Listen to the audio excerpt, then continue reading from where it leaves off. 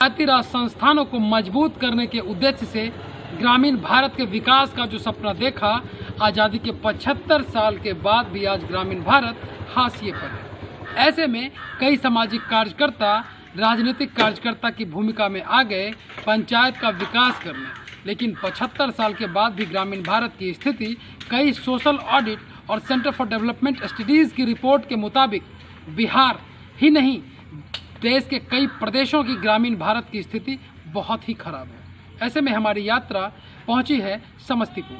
समस्तीपुर के सराय रंजन प्रखंड के ग्राम पंचायत राज गंगापुर पहुंची है, जहां हम पंचायती राज संस्थान में उत्कृष्ट योगदान देते हुए लंबे समय तक सामाजिक कार्यकर्ता की भूमिका में रहने वाले राम प्रवेश दास ज्योति जी से बात कर रहे हैं, जो बहुमुखी प्रतिभा से युक्त व्यक्ति हैं। समथिंग बैक टू सोसाइटी कर रहे हैं पिछले 25 वर्षों से। इतना ही नहीं, एंटरप्रेन्योरशिप में को भी एक सामाजिक विकास का अहम हिस्सा मानते हैं और बापू के सपनों को साकार करने के लिए अपनी नैतिक जिम्मेदारी के साथ ग्राम पंचायत राज गंगापुर से मुखिया प्रत्याशी भी हैं। इनका जब हमने घोषणा पत्र देखा तो कई आकर्षक चीज़ें लगी। हम लोग उस पर आगे बात करते हैं। सर, सबसे पहले आपका कार्यक्रम में स्वागत है। मेरे तरफ से भी आप पत्रकार बंधु को मैं तहे दिल से अपने तरफ से पूरे पंचायत की तरफ से स्वागत करता हूं, नमस्कार करता हूं, प्रणाम करता हूं और पूरे पंचायत वासियों को मैं नमस्कार, प्रणाम, आदाब करता हूं। सर, ये बताइए कि एक सामाजिक कार्यकर्ता की भूमिका, एक शिक्षाविद की भूमिका में रहने के बाद ऐसा क्या लगा कि सामाजिक विकास कोसों दूर है, समथिंग बैक टू सोसाइटी नहीं हो पा रहा है, चैरिटी बिगिन्स एट होम नहीं हो पा रहा है, तो आपने अपनी नैतिक जिम्मेदारी का निर्वहन करते हुए राजनीति में आए। हम ये जानना चाहते हैं, लोग यह जानना चाहते हैं कि राजनीति में आने की प्रेरणा कहाँ से मिली, किस घटना ने आपको झकझोर कर रख दिया और आप अंततः राजनीति में एक राजनीतिक कार्यकर्ता की भूमिका में कैसे आए? सबसे पहले आपका जो प्रश्न है कि ये सामाजिक विकास का जो मुद्दा है पंचायती राज अधिनियम के तहत, मैं जब स्टूडेंट लाइफ में था तब से ही लग रहा था कि समाज का संपूर्ण विकास तभी हो सकता है जब कोई भी प्रतिनिधि निष्पक्ष, निर्भीक रूप से समाज का सेवा करे और जो भारतीय संविधान में और पंचायती राज एक्ट के तहत जो प्रावधान है उसके तहत जब काम होगा तभी पंचायत का विकास होगा। लेकिन बहुत सारे प्रतिनिधि को मैंने देखा पंचायत स्तर पे या विधानसभा स्तर पे कि लोग समय से बोलते हैं लेकिन करते नहीं है। मेरे साथ 2001 की घटना थी। हमारी पत्नी यहाँ पे बैठी हुई है। उस समय मैं 3 वोट से हारा था, मेरे दूसरे मुखिया जी हुए और सबसे ज़्यादा नंबर रहते हुए भी इनको आंगनबाड़ी सेविका में नहीं लिया गया। जो कम नंबर था वो किसी भी रूप से अपना वो पद धारण किए।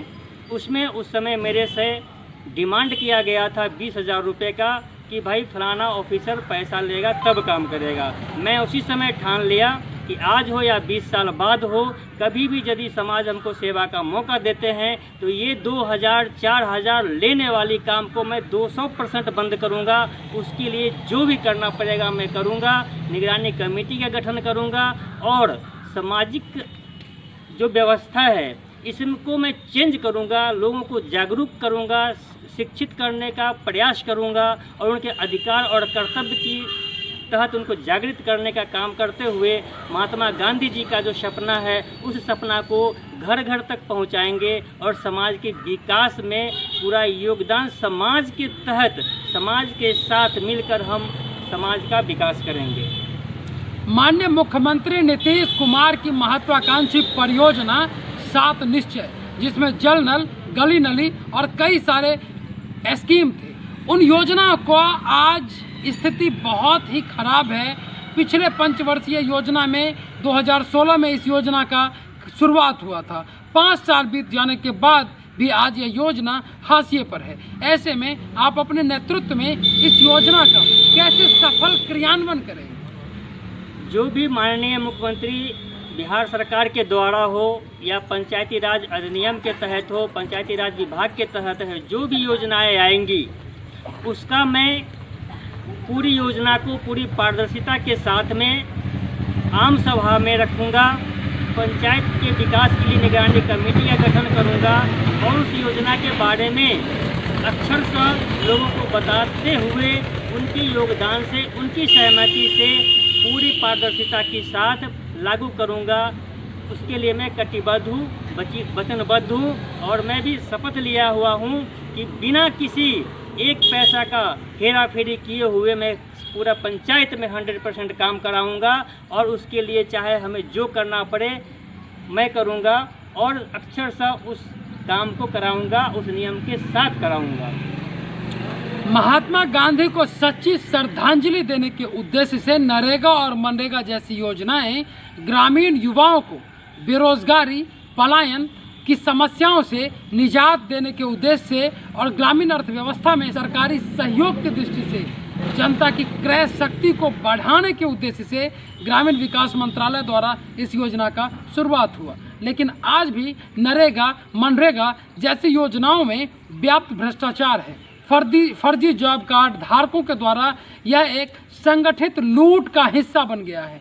ऐसे में आप अपने नेतृत्व में इन योजनाओं का कैसे सफल क्रियान्वयन करेंगे और उन जरूरतमंद तक कैसे वो रोजगार की बहार पहुंचेगी जो दिल्ली से चला हुआ मनरेगा और नरेगा के रूप में उन तक पहुंचना चाहिए? मैं यदि सेवा का हमें मौका मिलता है, समाज हमें सेवा का मौका देता है, तो सबसे पहले मैं दोबारा पंचायत का सर्वे कराऊंगा, आर्थिक स्थिति के आधार पे, शैक्षणिक योग्यता के आधार पे और उस आधार पे भारत सरकार या राज्य सरकार के द्वारा मनरेगा हो, नरेगा हो या टेक्निकल हो, एजुकेशन हो, किसी भी तरह की जो भी योजनाएं आएगी उसको मैं आर्थिक स्थिति के आधार पे उन लोगों तक लाभ को पहुंचाऊंगा जिनको वास्तविक में ज़रूरत है और वो समाज के बीच में ला करके उसके लिए उसका चयन करूंगा और उनको उस लाभ को मैं प्रदान कराऊंगा और पूरी ईमानदारी से कराऊंगा।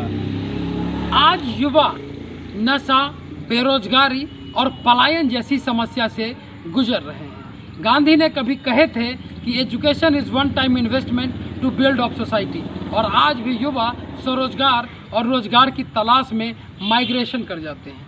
ऐसे में उनको स्वरोजगार के अवसरों से कैसे जोड़ा जाएगा, कैसे उन्हें बैंकों से कनेक्ट किया जाएगा, कैसे ऋण शिविर लगाए जाएंगे, कैसे सेल्फ हेल्प ग्रुप बनाया जाएगा और उन युवाओं को रोजगार के अवसरों से जोड़ा जाएगा? सबसे पहले मैं बताना चाहूँगा कि सबसे पहले किसी भी रोजगार को चलाने के लिए, शुरू करने के लिए लोगों को उस रोजगार के बारे में जानकारी होना चाहिए जिसे वो करना चाहेंगे।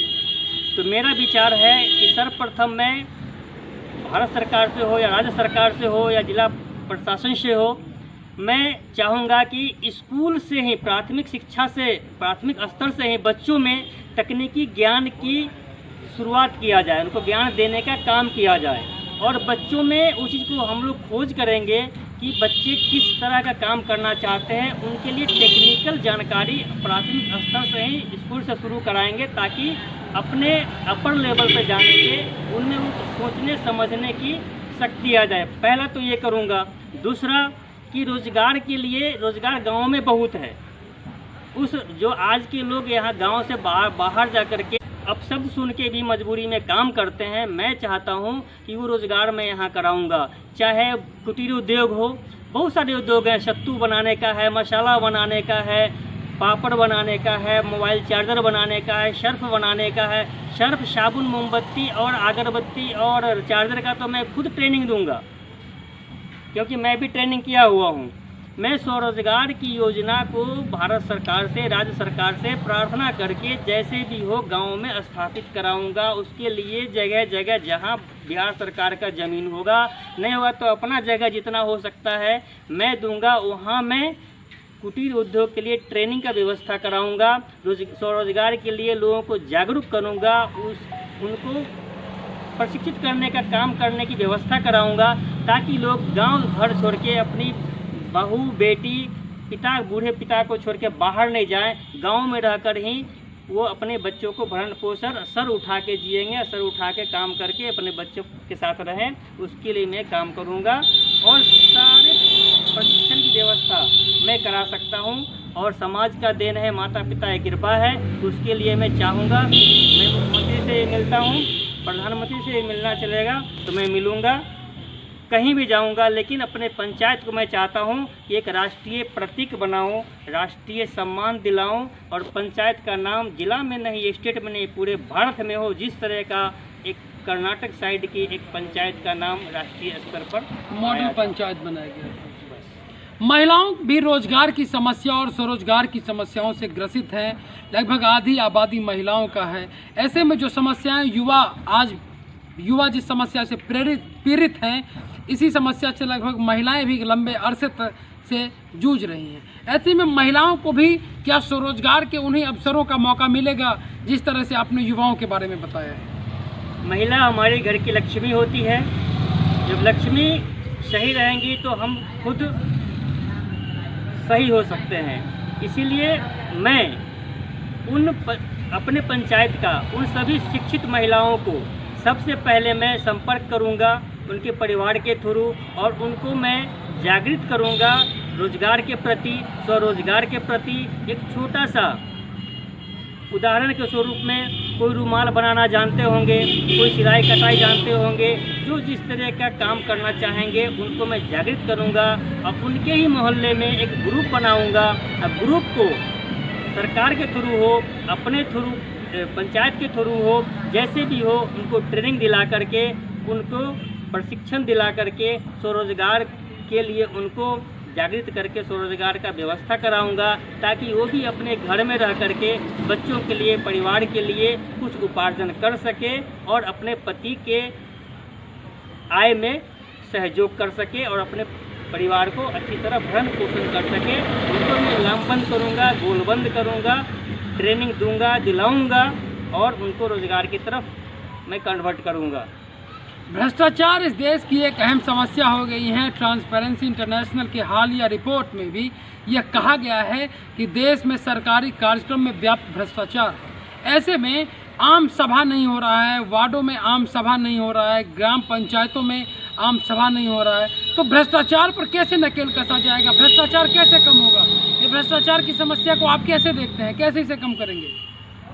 सबसे पहले मैं बता देना चाहता हूं कि भारतीय पंचायती राज अधिनियम में नियम है कि हर 3 महीने पे आम सभा हो और हर योजना का आम सभा में प्रदर्शित किया जाए, लेखा जोखा जनता के बीच में रखा जाना भी चाहिए।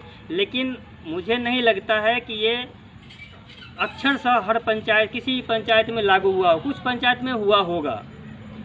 मैं यदि मुझे सदस्य सेवा का मौका मिलता है तो मैं नियमानुसार क्वार्टरली आम सभा भी करूंगा, साथ में वार्ड सभा भी करूंगा और जितनी भी योजनाएं आएंगी उनको आम सभा में प्रदर्शित करूंगा कि ये योजनाएं आई है, इतना ये राशि है और इसमें किस वार्ड को कितना जाएगा, किसके वार्ड के हिस्से में क्या रोजगार आएगा, क्या इसके लिए व्यवस्था होगी। उन लोगों के बीच में पूरी पारदर्शिता के साथ रखने के बाद उनसे भी विचार करूंगा और वार्ड मेंबर के ऊपर, जो वार्ड अध्यक्ष होंगे उनके ऊपर भी मैं पंचायत स्तर पर, जैसे मुखिया के ऊपर पंचायत स्तर का एक निगरानी कमेटी गठन करूंगा, जिसमें हर वार्ड से 2-2 आदमी होंगे। पंचायत स्तर पे 5 आदमी का निगरानी कमेटी गठन करूंगा कि उनकी वार्ड का जो मेंबर है, वार्ड अध्यक्ष है, यदि कोई काम करता है तो वो निगरानी कमेटी वार्ड अध्यक्ष पे ये ध्यान देंगे, उनके ऊपर निगरानी करें कि हमारा वार्ड अध्यक्ष गलत करता है कि नहीं, गलत भी कर रहा है। यदि वार्ड मुखिया गलत कर रहा है, वार्ड अध्यक्ष से मिल करके उस पर वो वार्ड का निगरानी कमेटी, पंचायत का निगरानी कमेटी गठन जो करेंगे हम, वो हमारे ऊपर निगरानी करेगा कि हम कोई उसमें मिलजुल के गड़बड़ नहीं करें। निगरानी कमेटी गठन करेंगे, पंचायत में योजना को प्रदर्शित करेंगे, पंचायत के लोगों से मिल करके उनके अनुसार हम योजना बनाएंगे, तैयार करेंगे। कोई नई ज़रूरत होगी तो नई योजना का बजट बना करके प्रशासनिक डिपार्टमेंट हो, विभाग हो, रिलेटेड डिपार्टमेंट से मैं उनको अनुमोदन कराऊंगा, लागू कराऊंगा। और साथ ही मैं अभी भी दोबारा एक बार मैं कहना चाहता हूं, जनता से और आप पत्रकार भाइयों से कि आप मेरे बारे में बताइए। मैं साफ साफ लिखा हूँ कि यदि आप चाहते हैं कि पंचायत में बिना पैसा दिए हुए, जैसे कि बहुत सारी योजनाओं में अब मैंने सुना है, शिकायत मिली है, लिखित शिकायत मेरे पास नहीं है लेकिन सुनने में आया है कि शौचालय के लिए लोग 2000-4000 मांगते हैं, इंदिरा आवास के लिए 1000-10,000 मांगते हैं, राशन कार्ड के नाम पे 500 मांगते हैं, किसी योजना पे 1000-100 रुपया मांगते हैं। इस 1000, 2000, 100, 200 का लेन देन का काम मैं 100% बंद कराना चाहता हूँ। यही मैं अपना मैनिफेस्टो में भी लिखा हूँ कि यदि जनता चाहती है कि ये 1000-2000 लेने देने वाला घूसखोरी भ्रष्टाचार बंद हो, तभी आप हमें वोट दें। यदि आप चाहते हैं कि ये लेने देने वाला काम गंगा स्नान की तरह चलता रहे तो हमें वोट नहीं दीजिए, हमें वोट की ज़रूरत नहीं है। हम किसी का शिकायत गाली सुन के कुर्सी नहीं लेना चाहते हैं, वैसा कुर्सी पे नहीं बैठना चाहते हैं। जो लोग हमारे ऊपर उंगली उठाए या कहीं दूसरे पंचायत में शिकायत करे कि फलाना का मुखिया फलाना जगह का मुखिया इस तरह कर रहा है। राम प्रवेश जी, आखिरी सवाल, आपके आने के बाद विकास की वो 5 काम कौन से प्राथमिकता के आधार पर होगा जो आपसे पहले आज तक किसी जनप्रतिनिधि ने उस ओर ध्यान आकृष्ट नहीं किया, या जनता को वो कौन सा 5 काम प्राथमिकता के आधार पर आपके हिसाब से जरूरी है जो आज तक उस चीज से जनता बहुत दूर है, कोसों दूर है? वो 5 काम कौन कौन से हैं वो जरा बता दीजिए। सबसे पहले यदि हमें सेवा का मौका मिलती है तो सबसे पहले मैं जनता को उनके अधिकार कर्तव्य के प्रति जागरूक करूंगा। जब उन्हें जागरूक करूंगा, जब वो अपने अधिकार और कर्तव्य को जानेंगे तो ऑटोमेटिक वो अपना अधिकार समझ के हमसे भी क्वेश्चन करेंगे। कोई भी मुखिया होंगे, कोई भी वार्ड मेंबर होंगे, उनसे सवाल करेंगे कि भाई ये योजना क्यों नहीं हुआ, ये काम क्यों नहीं हुआ। तो सबसे पहले मैं जनता को उनके अधिकार और कर्तव्य के प्रति मैं जागरूक करूँगा। इसके बाद शिक्षा पे मैं ध्यान दूंगा कि जब बच्चे शिक्षित होंगे, लोग शिक्षित होंगे तो समाज हमारा सुधरेगा, समाज की स्तर जो रहन सहन का स्तर बदलेगा। तो सबसे पहले समाज को अधिकार के प्रति जागरूक करूंगा। दूसरा शिक्षा के प्रति, शिक्षा में मैं चेंजिंग लाना चाहूँगा सरकार से प्रार्थना करके कि बच्चों में तकनीकी ज्ञान का जो है प्राथमिक स्तर से उनको कुछ शिक्षा का व्यवस्था किया जाए, तकनीकी ज्ञान। इसके बाद स्वास्थ्य केंद्र हमारे पंचायत में एक है, वहाँ नियमित रूप से उस तरह का बेड की व्यवस्था नहीं है। उसके लिए मैं यहाँ पे एक नहीं, मैं हर 2 किलोमीटर 3 किलोमीटर के दूरी में पंचायत में कम से कम मैं चाहता हूँ 4 स्वास्थ्य केंद्र 4 पे हो, एक सेंटर में हो, ताकि लोग रातों रात कभी जरूरत पड़े तो कम समय में वहाँ पे स्वास्थ्य केंद्र पर स्वास्थ्य का सेवा लें। डॉक्टर की उपस्थिति को मैं निश्चित कराऊँगा ताकि डॉक्टर भी रहे। ऐसा नहीं है कि स्वास्थ्य केंद्र खुल गया ताला लगा हुआ है, उस चीज़ को मैं दूर करूंगा। इसके बाद प्रशिक्षण केंद्र, जो यहाँ पे लोगों को प्रशिक्षण करने का जो रोजगार से रिलेटेड जो होगा वो प्रशिक्षण केंद्र का व्यवस्था कराऊंगा। बच्चों को तकनीकी कंप्यूटर की कम से कम जानकारी के लिए कंप्यूटर सेंटर खुलवाऊंगा। बड़े बुजुर्ग को टाइम पास करने के लिए लाइब्रेरी की व्यवस्था कराऊंगा। ये सारी व्यवस्था कराऊंगा। युवाओं के लिए खेल के दिशा में कुछ? युवाओं के लिए खेल तो हमारा भारत का सबसे ही मैं क्या कह सकता हूँ, कुछ खेल ऐसे हैं जो हमारे राष्ट्रीय पुरस्कार मिलता है, नेशनल इंटरनेशनल अवार्ड मिलती है, तो हमारे गांव, हमारे समाज, हमारे देश का नाम रोशन होता है। मैं भी चाहूँगा कि यहाँ के जो बच्चे, बहुत सारे बच्चों को मैं देखता हूँ कि लकड़ी का, तार के फल्ली का बॉल गेंद बनाए कर वो काम खेलते हैं, मैं उन्हें भी चाहूँगा कि इस योजना में शामिल करके वैसा प्रतिभावान बच्चों को, चाहे खेल में हो, संगीत में हो, नाट्य कला में हो, उन बच्चों को मैं सेलेक्ट करके उनके लिए ये मैं व्यवस्था कराऊंगा ताकि वो अपना कला का प्रदर्शन कर हमारे पंचायत ही नहीं, हमारे स्टेट का नाम रोशन करे, हमारे भारत का नाम रोशन करे। ये राम प्रवेश दास ज्योति जी के सपनों का भारत है जो कभी गांधी इसी सपनों को भारत में साकार करना चाहते थे, राम राज्य की स्थापना करना चाहते थे। उसी राम राज्य को अपने तरीके से एक समृद्ध भारत के रूप में राम प्रवेश दास ज्योति जी के सपनों का भारत है।